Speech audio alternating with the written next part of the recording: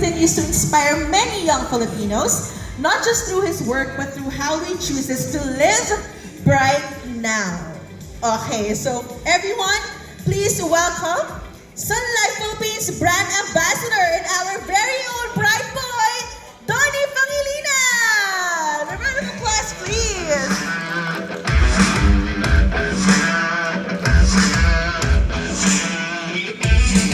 Hi, Donnie! Hello, hello. Good afternoon! Hi, hello! Good afternoon! Good afternoon, everyone. Hello, ako po ang bagong Sun Life Advisor. Kita nyo naman sa sound ko. Parang magkuha agad na Pwede ba? Pwede? Yes. Mamaya, usap tayo kung gusto nyo ng policy. Ako pipila yan sa'yo, Donnie. Okay, so, kamusta? Kamusta naman ang life ngayon? How was it for you? Eto, okay naman. We just finished wrapping up our promo for our movie. So, Congratulations, by the way. Palakpakan naman natin. salamat. Medyo bawi muna ako sa family time and siguro working out, getting enough sleep. Me time din. Me time muna. Pero it's been okay. It's been fun. Yeah. Okay, so let's get into it, Donnie. Ready ka na ba? Ready po. Maraming salamat po sa lahat na nandito. Thank you guys so much for joining us. And thank you dahil na-miss ko po ang Sun Life family ko. And I'm happy to- Ay, kinilig po ang lahat. With that.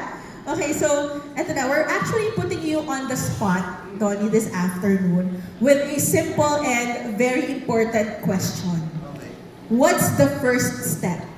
Diba? I think very important. Simple lang, but very important. And at the same time, parang, ano nga ba? What's the first step, diba?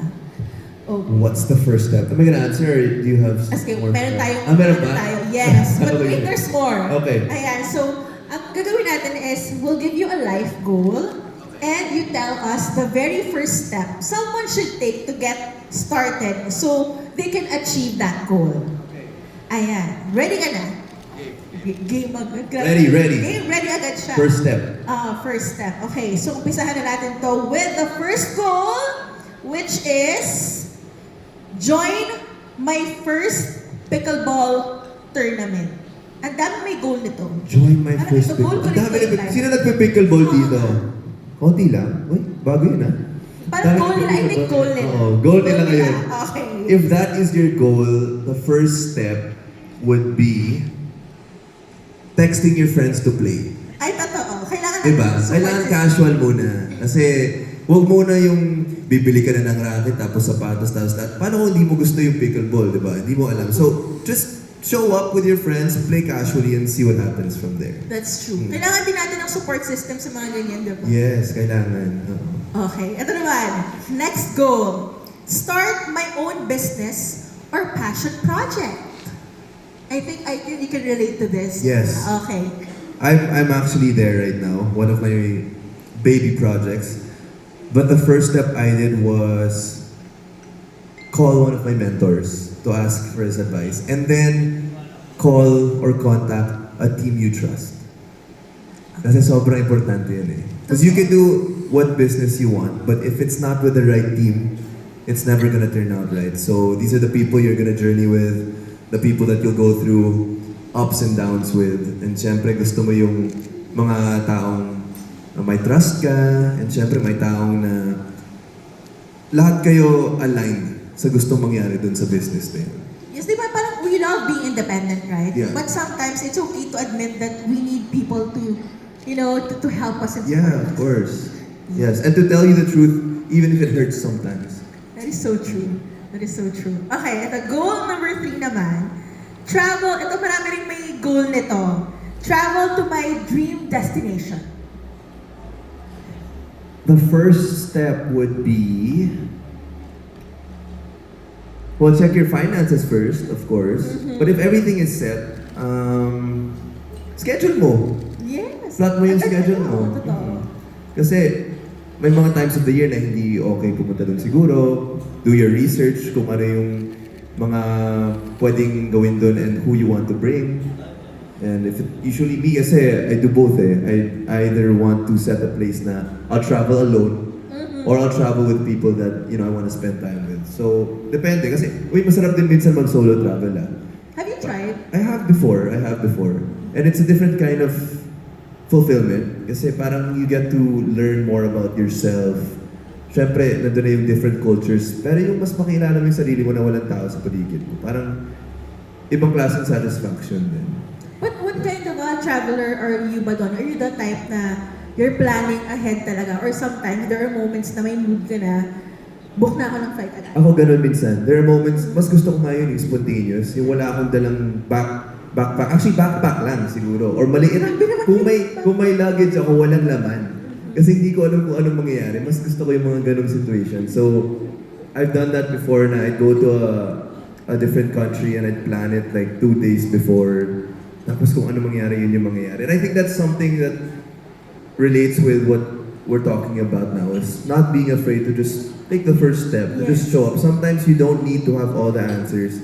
You don't need to have everything lined up, because in life, hindi naman ganun yun eh. Lahat okay, lahat perfect. Hindi naman ganun, di ba? True. So you have to, go there with a mindset na, okay, ito ready ako, ito yung gusto kong gawin. Pero at the end of the day, you have to trust the process also. Parang it's a different kind of feeling when you achieve all of that after, na parang you realize, I did it pala. Yeah.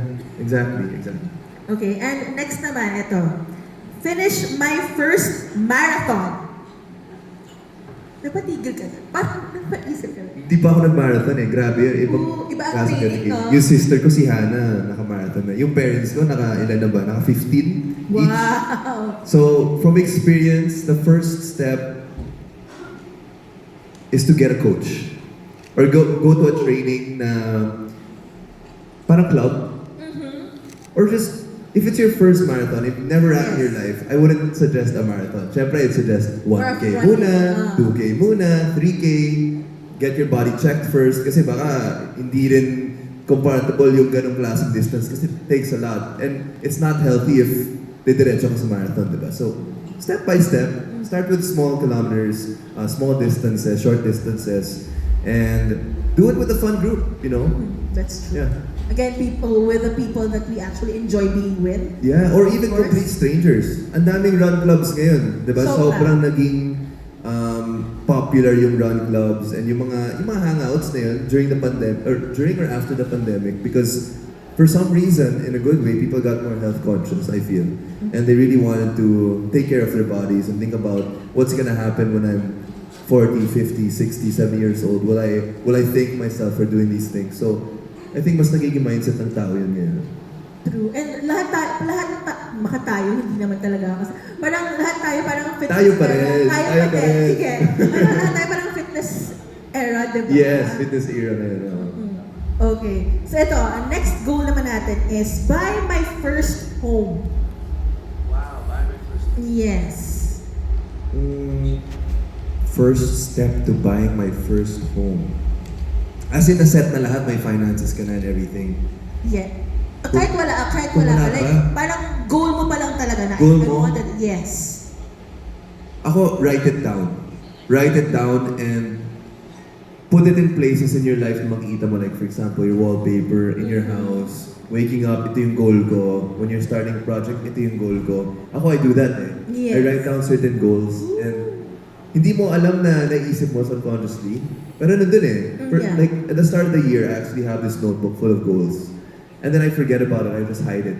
And then, when December comes, yung end of December talaga, or the next year actually, Jan 1, that's when I check. And I see which ones I actually did. And you'll be surprised that the power of writing it down is really, really big. Because your body wants to function in achieving that goal. So, I think if something as big as buying your house in a specific area is your goal, write it down and remind yourself that that's your goal. And just do the steps to get there, diba? If it's saving a specific amount, if it's Finances. researching, yes, of course.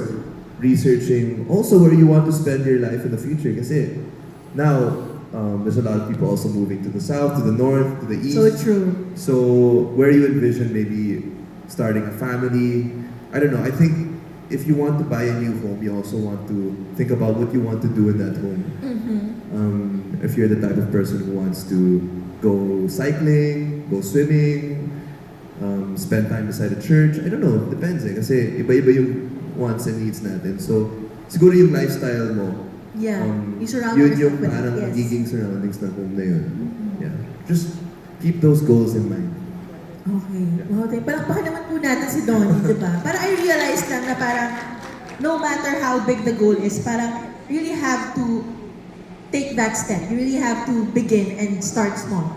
Yeah, 100%. You know, one of my mentors, si Doc Dennis in Pebway, I actually joined one of his courses, and there is one thing that stuck to me that he said that actually relates with today.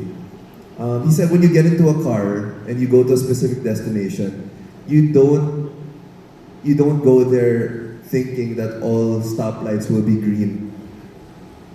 So, like for example, nasa Makati ka, di ba daming stoplight or sa BGC. So, sasakay ka ng kotse knowing na may magiging red lights. Yes. But the fact that you started walking to the car, the fact that you entered the car, the fact that you chose to go to this destination, alam mo that there will be obstacles along the way or there will be stop signs. Yeah. But that doesn't mean you won't end up in the destination you're supposed to be in. So that's just how it is in life and starting without knowing what's gonna happen, diba? Sometimes you just have to do it and learn along the way.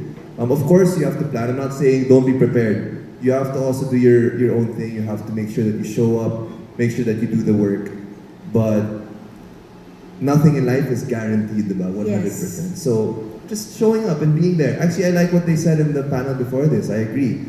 Just start, because if it fails, then at least it teaches you something. And if it doesn't, if it keeps going, then that's also another lesson, diba? This thing works for this specific time. So yeah, it's really important that in this day and age when wanting to be perfect is such a big thing, or overthinking about, ito kasi yung tao na yan, may ganyan, so kailangan ganyan din ako, or parang kino-consider mo na yung mga achievements ng iba bago yung sa sarili mo. Yeah. Nag-overthink ka na kasi baka yung bagay na ito hindi magiging successful. All of those things contribute to why you're not able to start in the first place. But if you just put that aside and just say, hey, I'm gonna take a leap of faith and let's see what happens. You'll be surprised about what can happen, what the outcome can be of that. Yeah, sobrang important no, taking that first step, taking that leap of faith, because you know sometimes it might get risky, it might be tricky, but parang for sure naman nasa mapupunta ka sa destination na yon with on your right pace also. Okay, so yeah, thank you so much. Ayan, Donnie Pangilinan, ladies and gentlemen. Okay, so ngayon punta naman tayo dito, Donnie. Ayan.